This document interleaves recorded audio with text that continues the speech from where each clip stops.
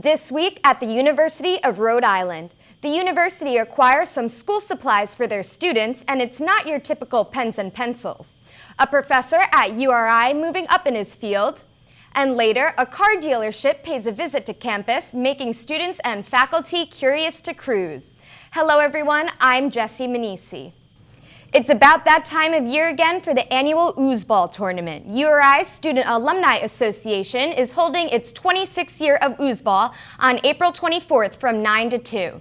At just $15 a person, you and a team of 5 others can roll around and play some volleyball in the mud. This year, students are also invited to participate in some side events like life-size pong. The association has also teamed up with an organization that is collecting shoes to be recycled. The University of Rhode Island has acquired some school supplies that some people may not be used to. 5-cent Cigars' Ali Herrera has the story. Equipped with gloves, Aura Grandage unzips a black body bag, revealing a life-size body underneath a layer of moist towels. This is Pickles, one of the synthetic human cadavers brought to the university last month. She is one of 4 female human cadavers now being used in anatomy labs.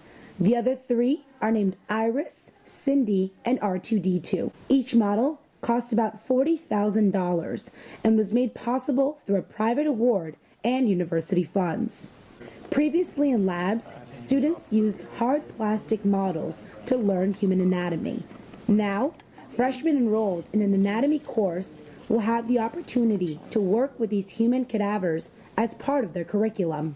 Grandage says these life-size models have muscles, nerves, and circulatory system a bit exaggerated so students can better understand the makeup of a human body. You can see the coronary veins and arteries, which is really cool. What we're trying to provide students is a hands-on experience. I want to see the students excited about the course. Originally, the plan was to wait until next fall to introduce the cadavers. But Grandage wanted to bring them into the classroom sooner. They had a lot more fun taking things apart, seeing how they connect, how they're actually put into the body. It helps them visualize things. Though the curriculum is still being developed, Grandage hopes to use the cadavers to show students the differences between a healthy body and one that has pathologies like smoker's lung. When the cadavers aren't being used, they remain stored in water tanks in order to help maintain their lifelike texture. URI is the second university in New England to acquire these synthetic cadavers,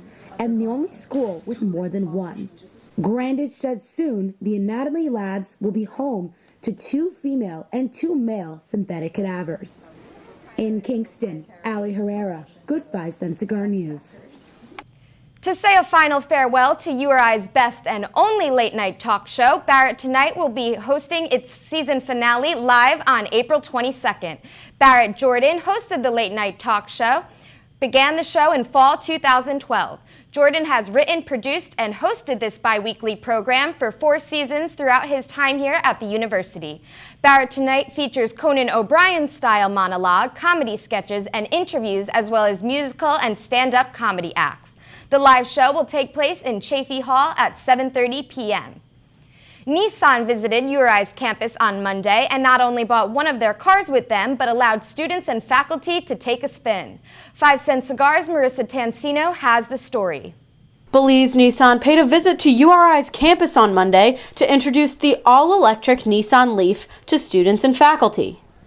Brandon Potter, a sales manager at the dealership, says that the new model's market is very narrow and that Nissan wanted to give people the opportunity to get more familiar with it. Whether it's to get off of foreign oil, whether it's from a green mentality of being environmentally friendly and not having a vehicle with emissions, or just something different and saving on gas costs. Nissan set up their site in front of Memorial Union where students and faculty could learn more about electric cars and even take the Nissan Leaf for a test drive. So the more that we're out here, the more people can see it, touch it, drive it, maybe the better opportunity we have to put people in electric vehicles. Alex McIntosh, a graduate student who took the car for a spin, said that he was surprised by his experience. It was great. It was very surprising. It wasn't like the traditional electric cars that I'm used to or that you hear the bad stigma about with no get up and go. And purchasing a Nissan Leaf just might be something he considers in his future. I am looking to get a new car for me and my wife since we're recently married and we live in the city, so that's certainly a great option to consider. Potter says the Nissan Leaf went on the market in 2012 and ranges from $29,000 to $37,000. In Kingston, Marissa Tansino, 5 Cent Cigar News. The University of Rhode Island is hosting an event regarding the global issue of climate change. The day-long event, Climate Change, Science in an Age of Misinformation, will feature a roundtable discussion in the morning and keynote speaker Senator Sheldon Whitehouse in the afternoon. Sheldon is a member of the Senate Environment and Public Works Committee. The event will be held on April 22nd from 8:30 to 3 p.m. The University of Rhode Island will be hosting its 18th Annual Diversity Awards on April 19th. This ceremony will be held in the Memorial Union Ballroom. Mayor of Providence, Jorge Alorza, will be the keynote speaker. Alorza is the recipient of the 2016 Diversity Award for Lifetime Achievement. Attendants are also invited to enjoy dinner during the ceremony, which will take place from 6:30 to 8:30 p.m. A professor at the University of Rhode Island is moving up in his field.